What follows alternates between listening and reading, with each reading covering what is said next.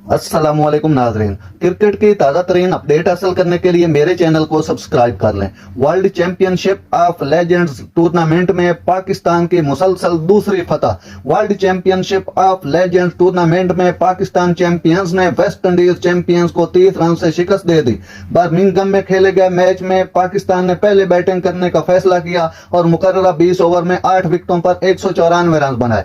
Pakistan champions की जानिब से शोएब मलिक 54 रन बनाकर नुमाया रहे। इसके अलावा शर्जील खान 35, आमिर यामीन 29 और शाहिद अफरीदी ने 16 रन बनाए। 195 के तआक्कुब में वेस्ट इंडीज चैंपियन की टीम 9 विकेट पर 165 रन बना सकी। डिवाइन समेत 65 और जोनाथन कार्टर 34 बनाकर नुमाया रहे।